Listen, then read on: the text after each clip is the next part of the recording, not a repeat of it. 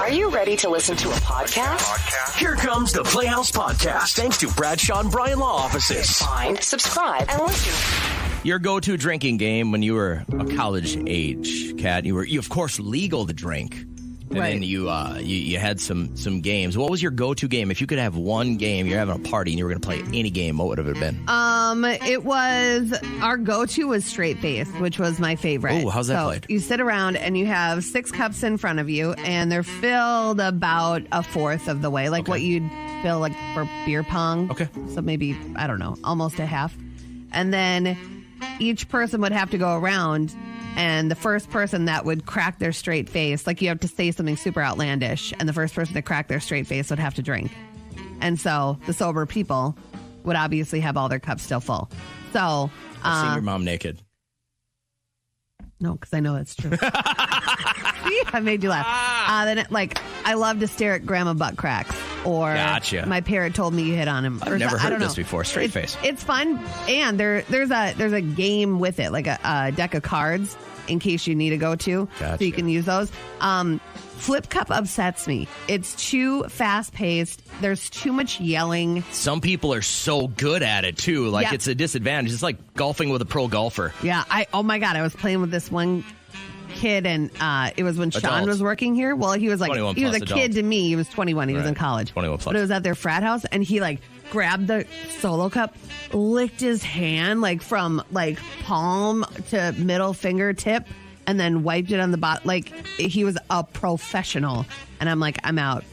I like T or D Jenga. I enjoy that. Across our great nation, there is now a map that has been distributed as far as what drinking games are most popular around the country. And it really doesn't. I would have thought maybe like the Northeast would have had a specific favorite, and then maybe the Northwest and maybe the South and stuff like that, but not. So I just wanted to run across, these are the most popular drinking games in the United States, and I wanted to run across whether or not you've actually played them in your whole entire life of partying, Kat. Okay.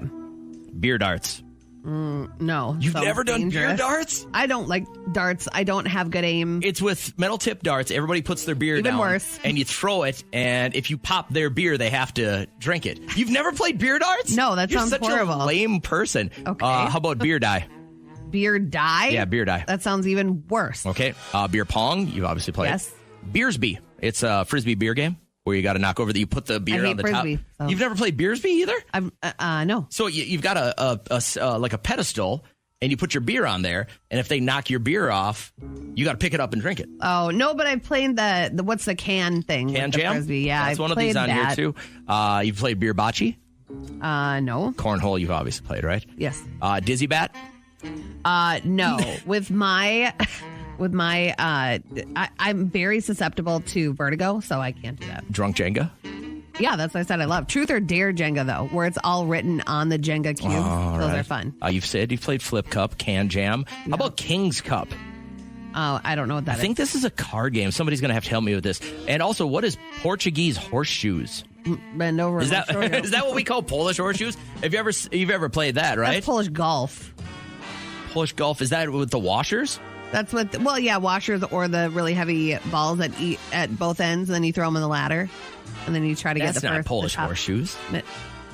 No, it's Polish golf. No, they look it's like not. golf balls. No, it's not. Sure, it is. I have a set. You gave me that's the set. ladder ball. Oh, okay. Thank you. All right.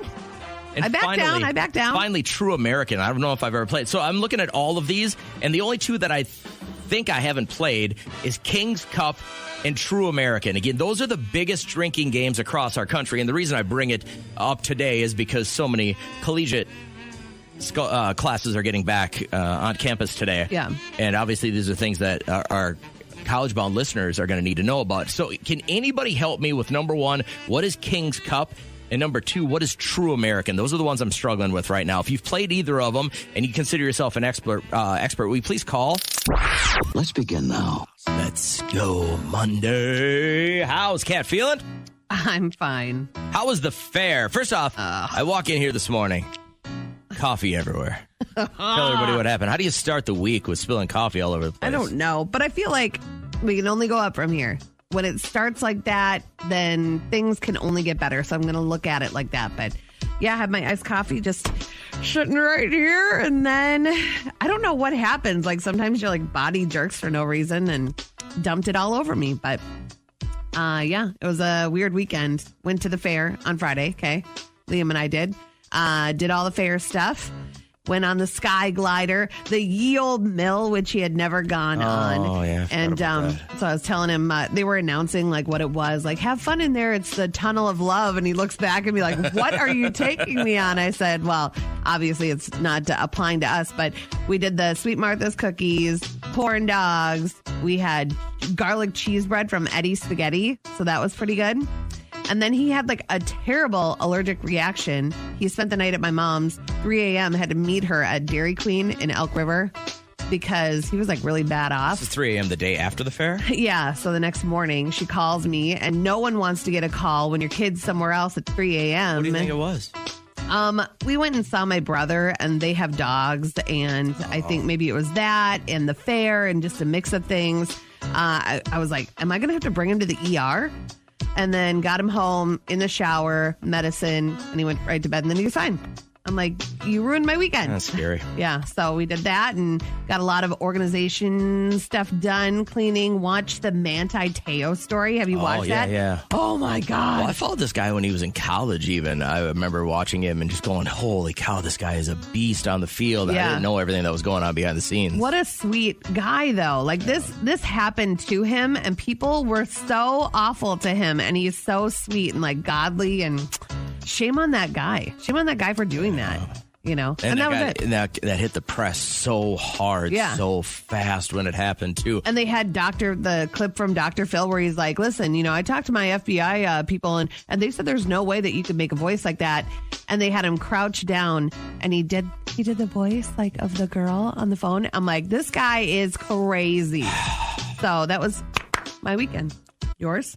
I learned something very valuable this weekend. That's good.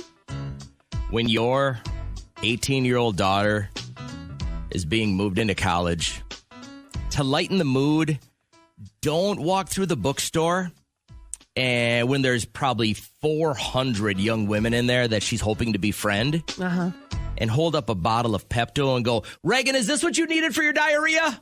You did not. Why are you like this? So here's the deal. We move her in, right? And by the way, if you haven't moved a kid into college yet, here's how this works. Dad, watch my stuff. Yep. Dad, carry my stuff.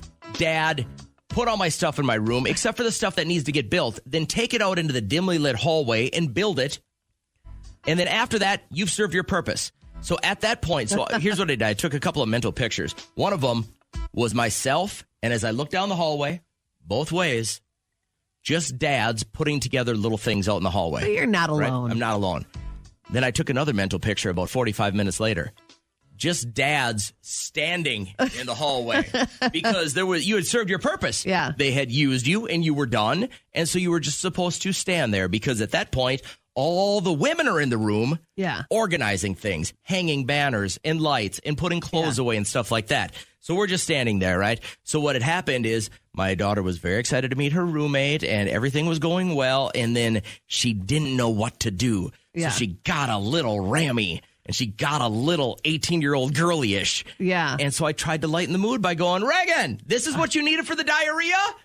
And all that's these people, what you thought would help the situation? I thought she'd laugh at it. Oh, my God. Not so much. Worst. Not so much. Did you cry? I didn't because out of all my kids, she's the one that's going to dominate. And she's 19 minutes from your home. Yeah, but my wife had very, very big problems with moving the daughter into college. And here was the weird part. My son literally lives 3 blocks away from her. Yeah. And my wife, she wept like big-ass crocodile tears. Like all day. So she's like, hey, got our kid. You want to stop at a bad habit, have a beer? We're sitting there. I see some people I know. Hey, Danny, how you doing? Good, blah, blah, blah, blah, blah. We're sitting there. I walk back over to my wife. I set her down a beer at the picnic table. Happens again. I'm like, I go, I got to go to the bathroom. Like, I don't do well in these situations. Like, I asked her, I said, is there anything I can do? No. I go, is there anything I can help with? No. I go, then I have to go to the bathroom. So I slowly sauntered to the bathroom, and I took my time. I washed my hands twice. I came back. Everything good? Yep. You want to finish your beer so we can go home? Yep. Go home. the whole way. I go, Jesus, she's right there. So I text Reagan, you got to text your mom every 10 minutes to tell her you're okay. I know she's going to be fine. It was, she just had a problem with it. Yeah. I go, so then, and then Saturday we had a football scrimmage. Yesterday was kind of a chill day. Finished up all the little projects around the house as we were kind of basically redoing 2 bathrooms. So I got all that done, everything cleaned. The big kids start classes today at St. John's and St. Ben's. The little guy starts school tomorrow. Everything's going to be coming up JJ this week. My neck feels great. Yeah. I got to go see the doctor this week, and he'll tell me whether or not I need surgery, but I feel great. Like, I don't have zero pain. Most of the stiffness is gone. I feel like I got most of my mobility you look back. really skinny. You know what happened? It's I lost all my neck muscle. Yeah, but I mean, like, your body, like your arm muscles are gone. Yeah, well, because I can't lift. I can't. You're gonna look like an old man. I feel like an old. I can't. And once I broke my neck, I couldn't do anything. So first, my neck muscles, I had complete atrophy, and they all went away. And everything else, I've only been able to ride the bike for a month. Yeah, and I feel like I'm on swole. I'm gonna have to get swole fast. Radio Paparazzi. Yesterday, Britney Spears, she had quite a weekend with the unveiling of the new Elton John Britney Spears song. Everybody was loving it, and she's like, okay, people are looking at me. Here we go. We're going to tell them everything in a 22-minute rant about her conservatorship, and she's not holding back. I think the main thing I do remember when I started was my dad's control. He loved to control everything I did. I remember the first day he said, I'm Britney Spears, and I'm calling the shots. And I'm like, alrighty then. My heart would just want to stand up in my family's faces and scream and cry and throw a tantrum and go back in time and do exactly what I wanted to do at those times. Yeah, and might even spit in their faces. Oh. Okay, there we go. She's angry. She wants to just air it out, and guess what? All morning you will hear more clips of what she has to say. All right, Harry Styles, he was performing at Madison Square Garden yet again. He sells out every single night, and somebody ended up throwing a chicken nugget at him. Interesting, very interesting approach. Who threw the chicken nugget? It's another chicken nugget. I don't eat chicken. Sorry. I don't eat meat. That's not meat. Now it's on the floor. Don't go looking for it. We'll get you another nugget, okay? He kept very calm. A lot of artists would be like, are you kidding me? I'm going to walk off the stage of somebody else. So I don't know where that took a turn, where it was acceptable to throw stuff on stage. Lady Gaga was performing the other day, and they threw a stuffed teddy bear at her head. And it was I don't know. I don't think I would ever feel like that would be okay to do. The problem is, you don't know what's in that teddy bear.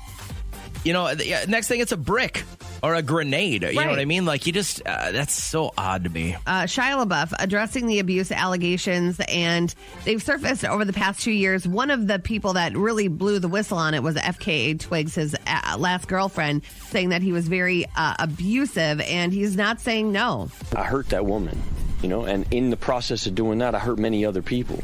And many other people before that woman. I was a pleasure-seeking, selfish, self-centered, dishonest, inconsiderate, fearful human being. He's going through some kind of treatment, you can tell. I think so. And just saying it out loud that you're not the best person that you could be is a good step. Okay, so Trisha is, we can say cancer-free? Pretty close. I mean, the tumor is gone. She's got one more round of chemo, and that's just to finish cleaning up any rogue cells. So, okay. I think from all the research and all of her scans and everything like that, it's all gone. Nice. My neighbor had found out she had colon cancer 4 months ago. And she had that meal train situation that you guys had. And I think that is one of the coolest things. Whoever created that, it really alleviates a lot of stress. Last thing you need to worry about with a whole family is what you're going to feed Well, and I'll tell them. you what you don't do when you get a cancer diagnosis is you don't eat. It's just, it vanishes from your brain. Something happens where the part of your brain that would usually say, I'm hungry, or I could use some food, or it's, hey, I should get nourished, it just goes away. I don't know what the deal is, though.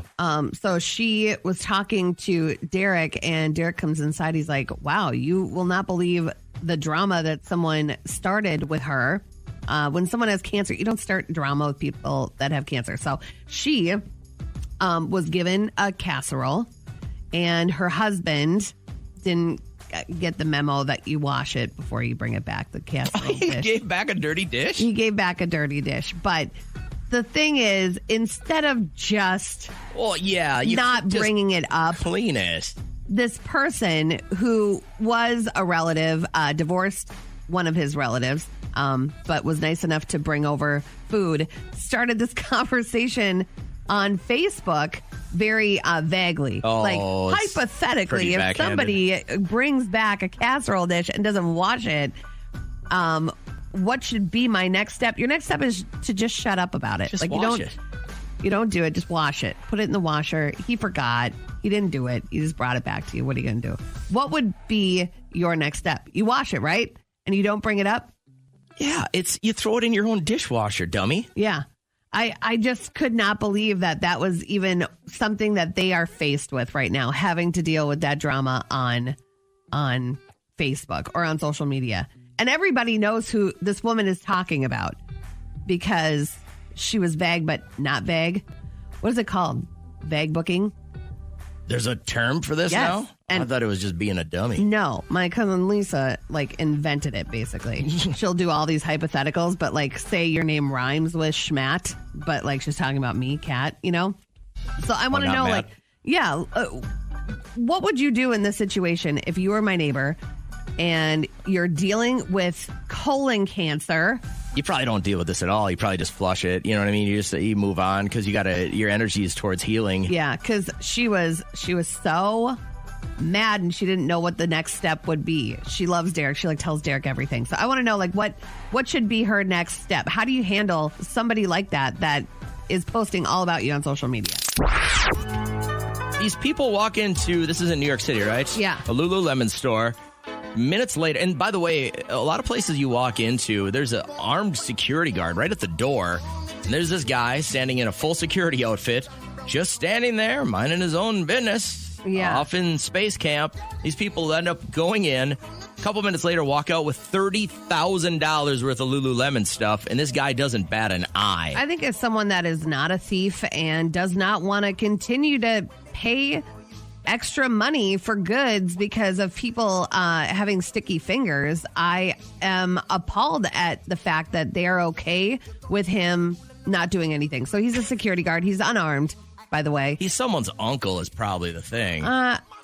Oh, you think it was an inside job? No. My I'm just mind saying- didn't go there. I'm just saying it's whoever's running the store. It's like the general manager's uncle who just wants a job. He No. probably doesn't have any security experience. I mean, this guy was in La La Land.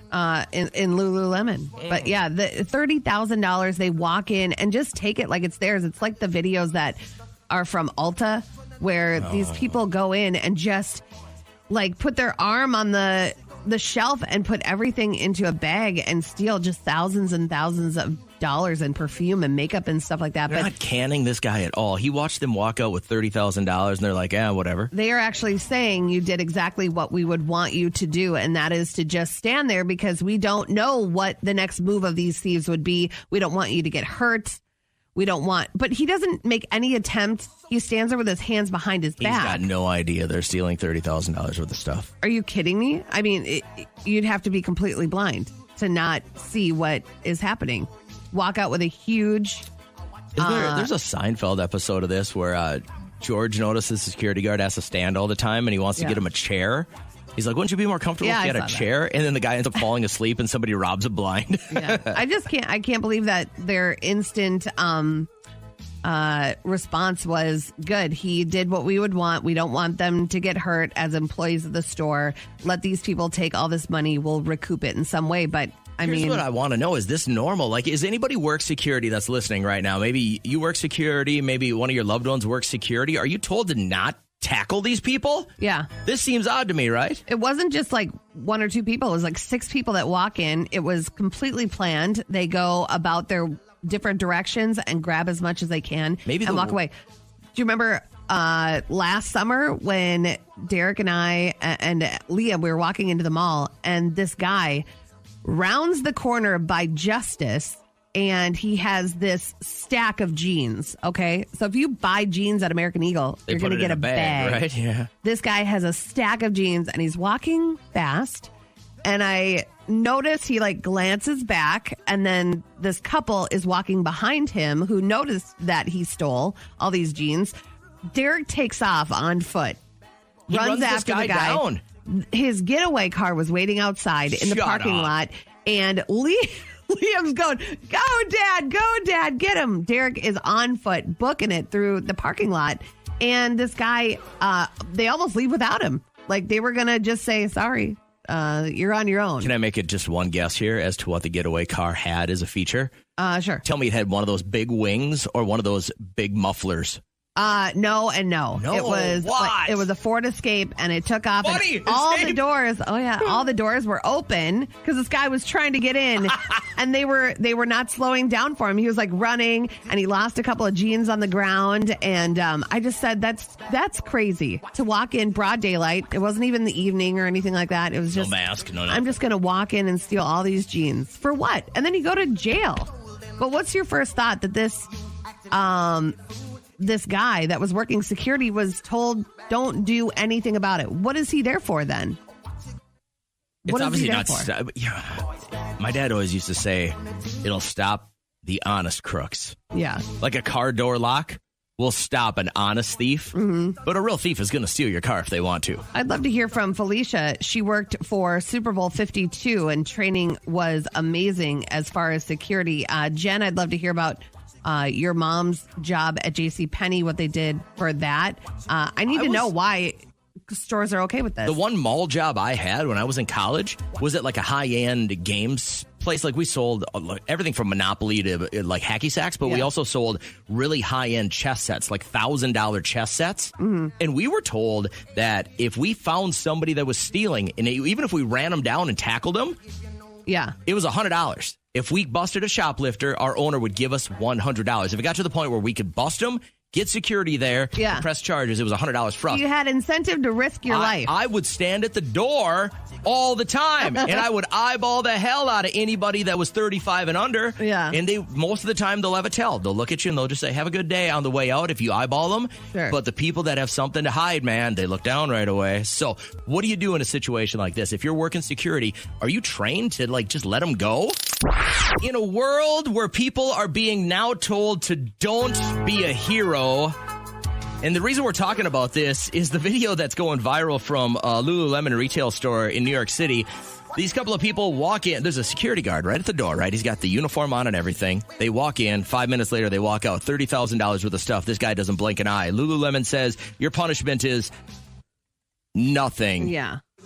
I'm like, man, how do you not at least fire that person? I don't know. Not one attempt to even yell or barricade the door in some way to make it harder for them to get out with all the goods, I think is just crazy. I think there should be a button that comes down and a big wall comes down like you're in a vault. Let's get it right from the horse's mouth. Can I introduce you to Amanda, former mall security? Amanda, how are you?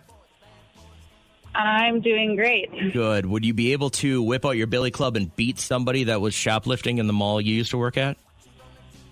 No, I didn't get a billy club. I didn't get anything besides a badge. Like and a name tag. No radio, no pepper spray, nothing? No, nothing. I don't know if you've ever been to the Brainerd Mall, but it's very small. Yeah. So what were you told to and do? There's not very many stores. So we got trained to just get a description and call the cops. Now, how often does that work? I mean, shoplifting. how often do they catch that person? Yeah, they don't. And But I think this was a few years ago, or many years ago now, and I think I got like $10 or $12 an hour. I wasn't about to go tackle somebody for a pair of jeans anyway. So you think it's lack of compensation that leads to lack of motivation to catch these people? Sure. A lot of people are texting and this I was in my early 20s. Yeah. Now, again, I had a retail job when I was a junior in college, and mine was our owner would say, if you can catch somebody and we can bust him, you get $100. So I was like, yeah, that's worth it to me. I'm getting wages, and I'm just begging for someone to try and steal a Beanie Baby so I can tackle him by the escalator. You know what I mean? Like it was almost, but now like I'm second guessing this because the world again has changed. You don't know if that someone's got a gun on them, they got a knife on them, right. Like they got 5 friends that are ready to jump you or something like that. I'm like, I got a family. Back then, I was just looking for beer money. So that was $100 easy dollars, but I get it, man. You don't want to risk your life life for a pair of jeans. I understand that you're outnumbered. There were 6 people that walked in to pull off this heist. I get it. And for $30,000 in leggings, you probably don't want to lose your life. But one of them. Not Get one. the last guy through the door. How about that? You don't even hear him or look at him and see that he's like, hey, stop, or don't do this. We're going to call the cops. Nothing. Just stand. Amanda, without a gun or a pepper spray or a radio, how much theft do you think happened on your watch? Just give me a dollar amount the time you worked there. How much, like $1 million worth of stuff was stolen? At least, yeah, maybe 2. Stop. I think she's just... What was the craziest thing that happened on duty? Like Paul Blart stuff. Oh gosh, I don't know. There was a lot of kids. There's a movie theater right next door, so after the movies late at night, they'd come over and hang out in the common area and just get a little rowdy, play their hacky sack. But nothing got too crazy. It didn't get too crazy there. All right. Hey, thanks for sharing with us. Hope you have a really good morning. Yeah, Take you care. too. Thanks. Jennifer, how are we feeling today? Good. Now, your mother is a world famous security guard, I understand. Well, so she wasn't a security guard, but she worked loss prevention, so she was in plain clothes. Oh, secret shopper kind of thing. Yeah, kind of. Okay, so what did she see? So they dealt with lots of shoplifting, especially like shoplifting rings. Like they would be known to hit all the JCPenney stores and like get up all like the Nike stuff and all the high-end stuff. Yeah. And it would be thousands of dollars worth of stuff. They would also hit like the departments like bedding and steal a bunch of comforters and run out the door. Oh, it was all smash and grab kind of stuff, like because you can't shove a comforter down your pants. Believe me. Well, you could, but you probably wouldn't. You wouldn't be very fast, right? Yeah. So what was she authorized to do if she saw some of this going on? Was she able to? Did she get a taser or anything? She didn't get a taser, but they could go hands-on with people. They could. Did she ever just have They to just roll up somebody and just beat them to close to death? No, I mean, you can't assault people. Right. But my mom is a tiny little woman. She is a tiny little potty mouth brunette. Yep. And I would be afraid of her if I was a shoplifter.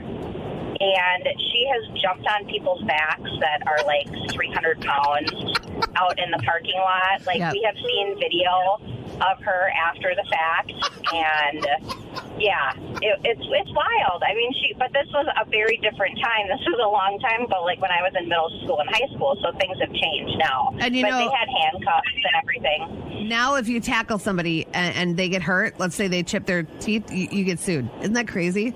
Exactly. So it's totally different. So she got to have a lot of fun, but now she probably wouldn't. Yeah, again, are you going to tackle somebody for that $93 comforter? My last question real quick, and I appreciate you sharing all this with us. Yeah.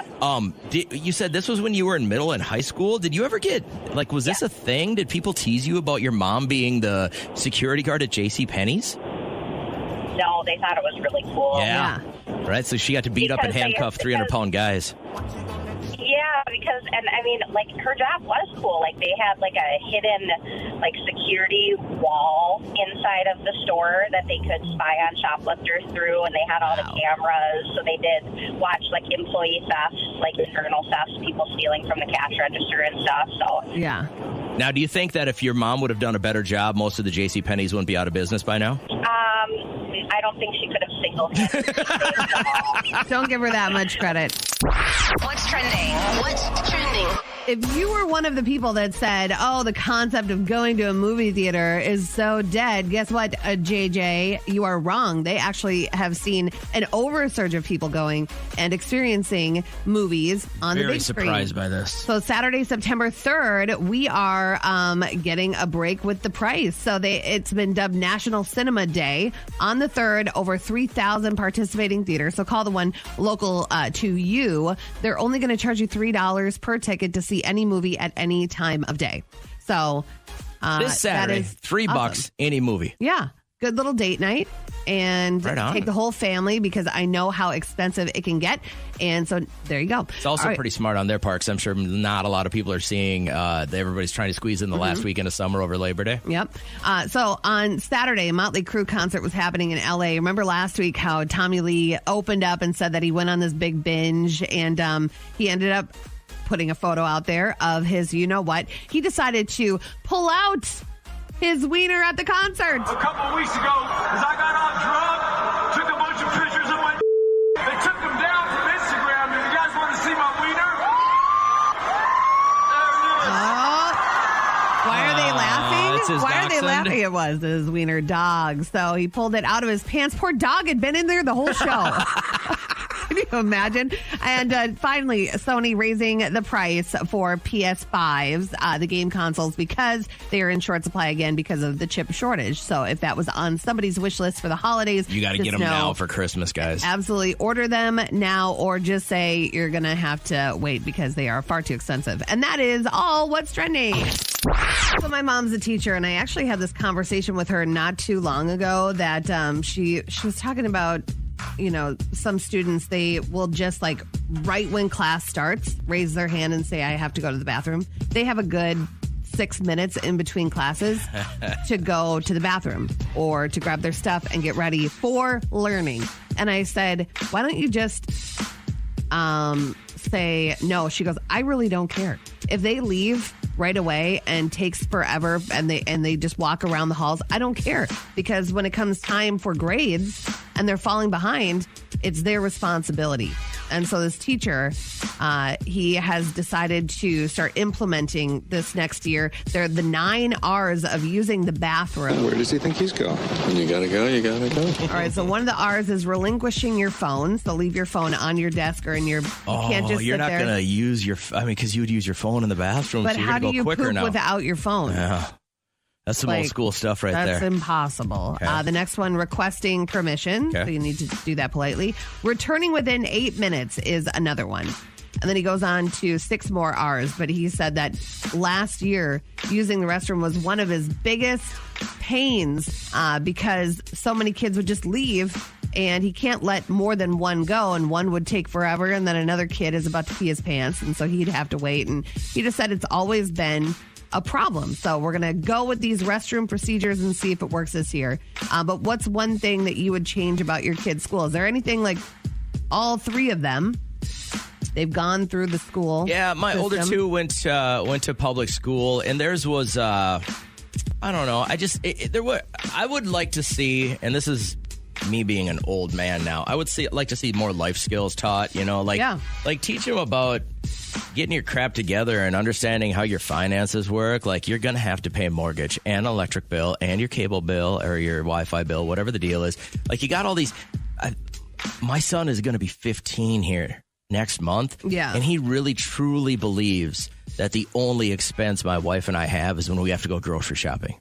Because he doesn't see us pay the other bills. He sees us have to pay $300 at the cash register there. Yeah. So that's where he's like, oh, that's a lot for food. I go, you eat it all. You eat it all. So I would like to see a little bit more of that, but I don't.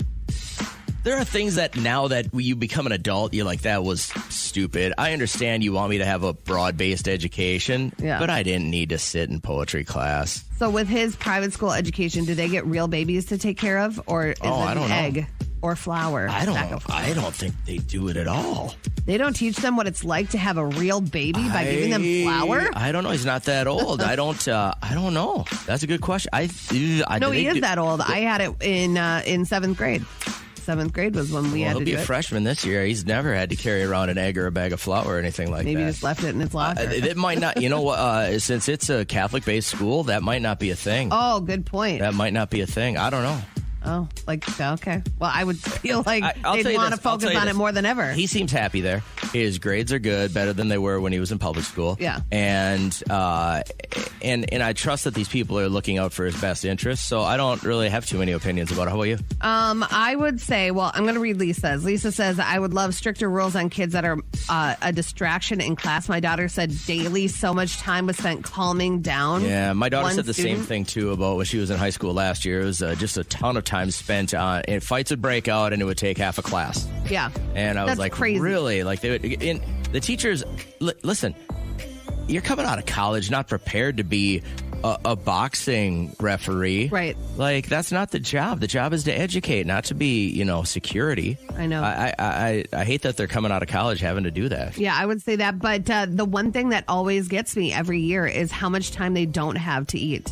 I mean, it drives me crazy. Like, they should have this time to socialize, have conversations while they're eating, not have to inhale. My child, from the time they leave class, walk down the hall, get their lunch, sit down, and then have to clean up and leave, that is 18 minutes. My son apparently has enough time to not only eat, but go back to a la carte at least once or twice some days. Yeah, I So, just get really that's not a upset problem. about that. I think that kids should be able to just sit down and You think 30 minutes then? decompress. Yeah, I think 30, 35 minutes for sure. I think for like their mental well-being too, sit with their friends and see what's going on, in other classes and chat. I mean, adults get to do that. Why don't kids get to do that? Just to put a quick cap on this, we had somebody text in, I wish they all would get a regulated bathroom break at the same time. I think here's the problem. I don't think in a high school situation you can trust all of these kids to have the same 10 minutes of bathroom break time, can you? No, I That feel sounds like that would it's encourage a behavior. recipe for disaster to me. And you can't force somebody to go to the bathroom. No, I'm just saying, but that's your 10. So, like, say you got a 10-minute break in the morning and a 10-minute break in the afternoon. Having that many kids going to the bathroom at the same time. But what if you don't have to go? You can't just you say, you teach yourself at your job here, don't you? I mean, hell no. I don't have a colon, man. I go when I have to go. So to tell kids that they can only go at this time or this time, you're not supposed to force yourself to go to the bathroom. It breaks down your bladder walls. you only don't got you so know? many. Oh, I guess my thing is you only got so many stalls. Well, yeah, that's an obvious as If well. there's 600 kids in your high school, you can't shove them all into 8 stalls, right? No, I truly like my mom's suggestion where it's like, listen, if you're going to go to the bathroom and screw around, that's not my fault. Like, come conference time when you're falling behind and your parents want to know, you get to explain it to them that you like to go gallivant around the halls because you have to go to the bathroom. But I think the lunch one was overall what other parents are saying is an issue for them as well. I just think more time. I'm okay with that. I'm okay with 35, What does it 40 take minutes. away from then? Maybe you chop a couple of minutes off each class and give them a little bit more for lunch? Yes. Yeah. I think I be don't down on know. that. I don't know why they only get 18 minutes from start to finish. That's crazy to shovel food in your mouth in 8 minutes. That's crazy. You're really hung up on this one, aren't you? I am because Oh. I don't know. I like to take my time and gab when I eat. Yeah, it is a social thing. Now, have you ever caught a fish this big? I can't say that Tom I have. Cruise's son caught a what? Caught a 300-pound grouper in Florida. The video is crazy. It takes 3 of them to reel it in, and then 2 of them to lift it up in their heavy-duty nets. I mean, it's All crazy. of us have like one Uncle Jerry who's 300 pounds. Imagine him tugging down with his entire weight on your fishing pole. That's crazy. We had on one of our trips to Mexico that father-son duo. Oh, right. That caught the mackerel. Yeah, and that was, I thought it was like 130 pounds. Yeah, and then they gave it to the locals. staff, and they cooked it for them, and then they let the rest of the resort staff eat it too. I'm like, that's way cheaper than having it brought back to where you live. What's your biggest kill, Kat? My biggest kill? Yeah. My in-laws caught a gopher with a BB. They shot a gopher? It's a good shot. I shot a gopher. You yeah. shot a gopher? Mhm. With a BB gun? I have an insane shot. That's it. why I feel like I missed my calling. I need to do something where I have a gun. Your biggest kill is a gopher. Mm-hmm. Liam's is an opossum. Oh, right. And he came home a little traumatized. The thing would not die. And so my father-in-law was like, between the eyes. And the kid's just like, With oh my God. Like 22? Yeah, and it was, first I don't even know what it was. I don't know what it was. But my son was allowed to shoot it. And that's what happens when you're on the ranch. But I was like, he had to shoot him multiple times, like point blank range, because this opossum would not die. So when I was 14, was the first time my dad took me deer hunting. And within 20 minutes, he shot a 10-pointer and I shot an 8-pointer. Oh, my God. And then, of course, he mounted his because mine was not big enough. It's got to be 10 or more to get it mounted or whatever. But I got to field dress both of them, so I got to gut them both, which was fun. And I got to drag one of them up the side of a ravine, which was a lot more fun. And then I got to sit and freeze for the next 2 days in the tree stand because not everybody in our party had filled out their tags, which was even more fun. Okay. And by the time I started going away to college, my dad's like, you coming back for hunting? I'm like, no, this is no fun. I didn't like it. It was always him and his special forces buddies shooting a bunch of deer. I'd carve out the innards and then they'd go to the bar. Yeah. And I'd sit there trying to fill out their tags. And I was like, this is no fun anymore. I want to make that happen for Liam and myself. Derek, obviously not an outdoorsy guy. You want to go deer hunting with you will never. What? Never for as long as I stand on God's green earth would you go deer hunting. I would love to.